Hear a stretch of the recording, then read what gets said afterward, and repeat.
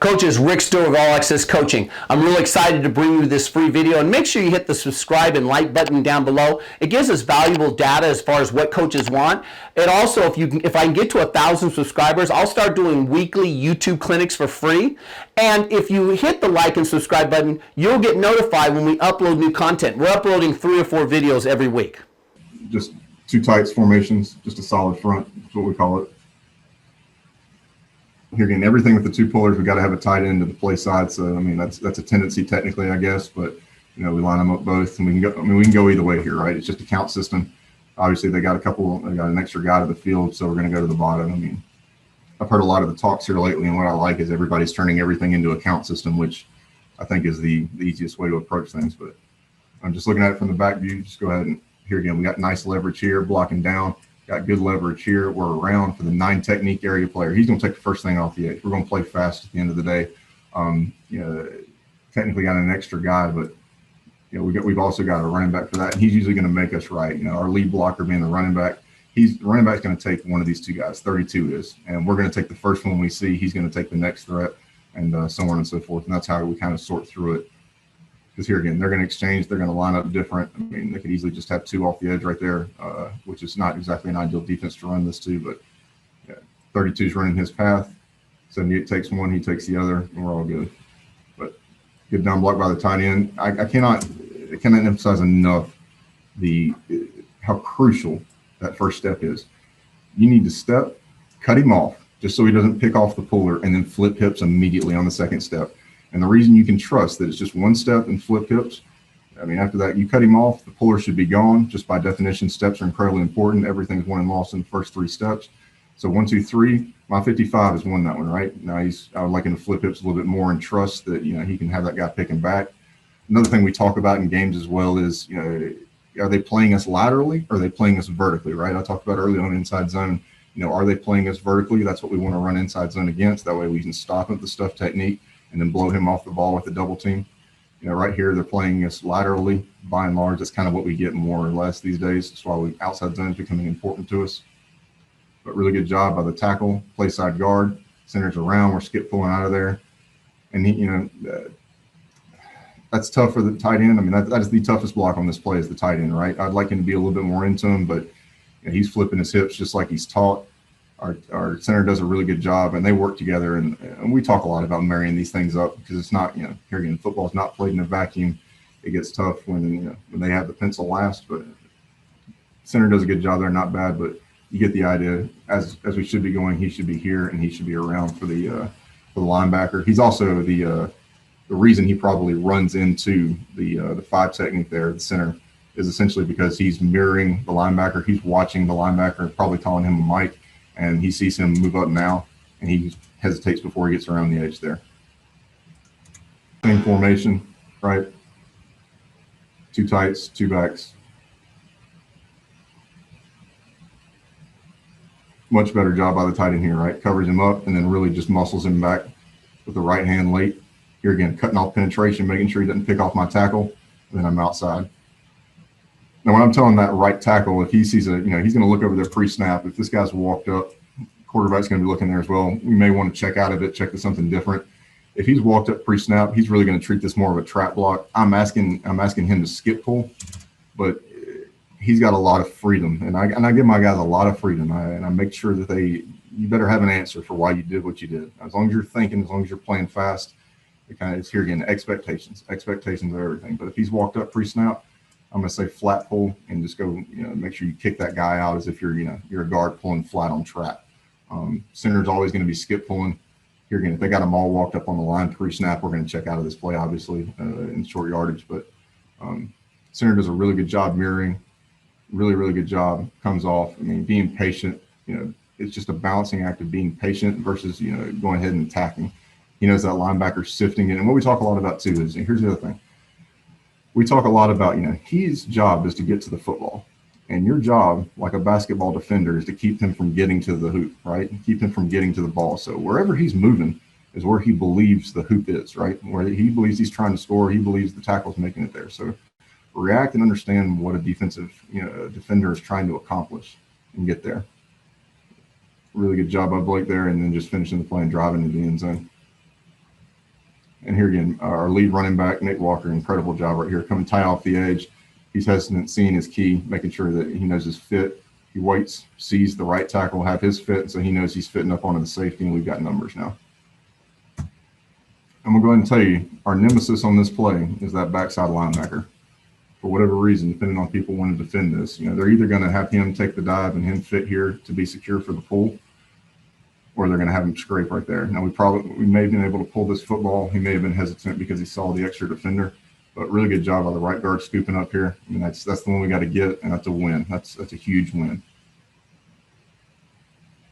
But also, too, going back to the whole, we're pretty conservative with our gives and pulls. I mean, we're probably going to give it a winning question, right? I mean, Joe might have been able to pull it there, walk into the end zone, but really good job.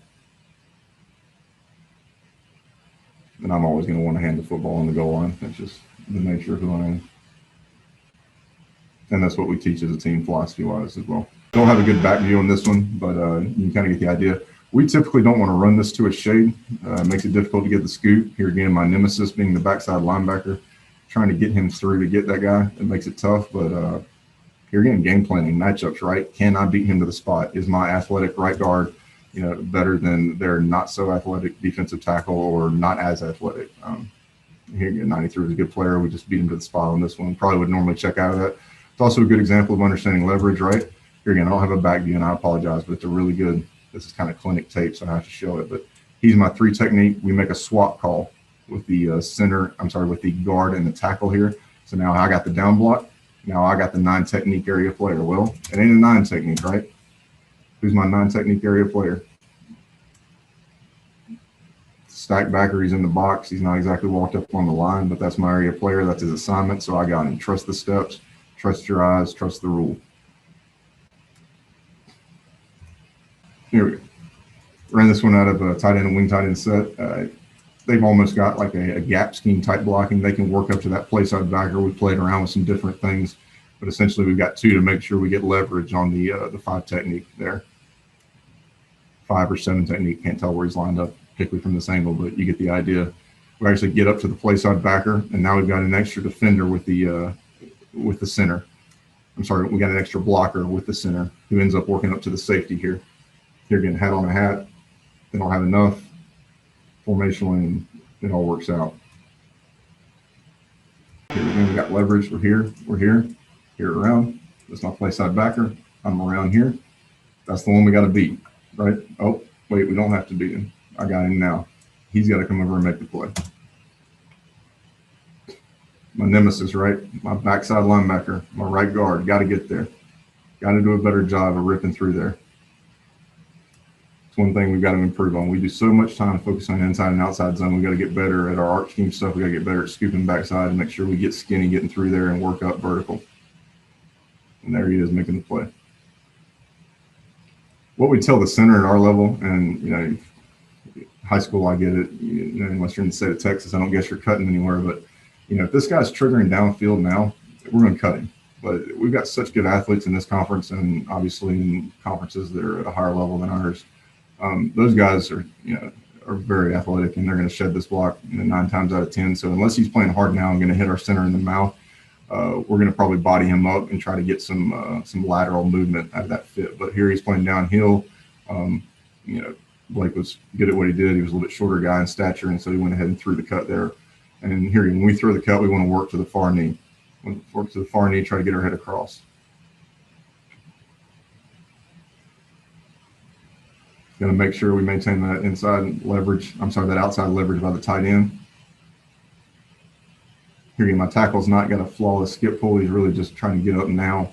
He's manipulating his steps just to comport with the defense. And this is something I'm talking about, like when we pass things off. I mean, we talk a lot about, we got 2 for 2 out there. Oh, I missed on one. Put a hat on the hat at the end of the day. I cannot emphasize enough. Like, at the end of the day, you have all the scheme you want, but you got to put a hat on the hat.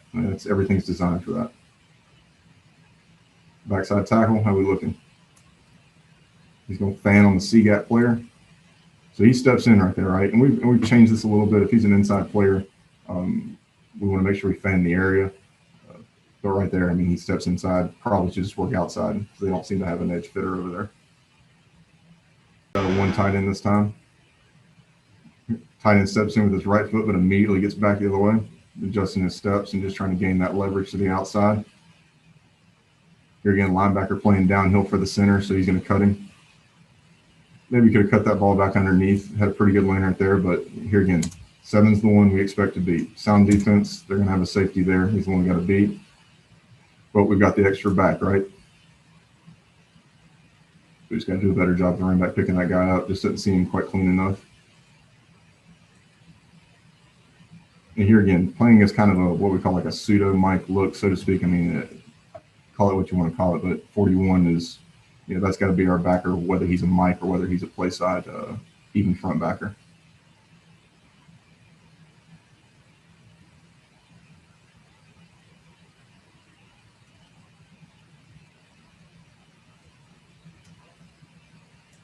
Leverage, got him. I got one of these two. The non-taking area player, more than less, going to be working up to this one, and he'll take the next one. This is why this is a great example of why I compare this to outside zone to a degree, because when they over pursue, we're occupying people, right? We want to get people reached. We want to predetermine, we want the ball by design to go out here. But if they're going to, if everybody's going to run by the play, stick your foot in the ground, get north, and you see space.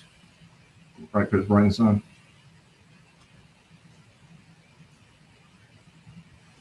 Versus an odd front. So we're not getting, here again, we're not getting, VMI did some different things to try to confuse us, but we're not getting a true 4-eye. So we've got what we want leverage-wise. Walked up off the line. Got to go get him now. Down block. Got to be very careful with our splits. This is going to be a tough split for the guard, because he's trying to get a big split. But what we've got to understand is, when that's a younger guy last year. He's going to be a little bit more seasoned this year, but he's got to understand outside run play. We won't want to give it away play side, but we definitely want to cut it down. Now, backside, we want to stretch this out as much as possible with our splits, because it's going to, if we're running over here, it's going to take away, it's going to create more space, more time, makes the fit for the defense a lot more difficult when they're backside and they have to get play side. Really a free release by our right guard. Really good job. This is what I mean by fanning on the non-technique area player. Tight end gets a little confused here. He should be fanning as well. He should be fanning the D gap. He should be fanning the C gap. Little mistake here. And that's what I mean by my guard. My guard thinks he's got to go harder now. They've obviously got the nose guard reacting to the pad tip of the center, so he's pressing that way now. Makes it difficult. Plays over the top, and so we get beat. Just keep working. Keep working to put a hat on the hat, though. As you can see, the left tackle, he's not pulling out of there. He thinks he might be getting, a solid edge player, so he's just going to run at him. But here you go, run at him. He widens, and we just got to get the running back to make us right to work up to number 35. So we should be here. He should be working up to 35. We should be here, working up to number 5 if you're the center, scooping backside, fanning, reading. And this is what I mean by the center. Doing a good job. He's playing laterally. Don't cut him unless you need to. Lock onto him. And it's a matchup thing too. Depends on who we're playing, the size of that linebacker, whether he's a beast or not. We talk a lot about matchups, as you might be able to tell. Coaches, I really hope you got some great information from that YouTube video. Again, hit the subscribe and like button down below. It gives us valuable data. And if I get to 1,000 subscribers, I'll do free YouTube clinics. And you also get notified when I'm doing those YouTube clinics and when I upload new content to this channel. Thanks for watching, coaches.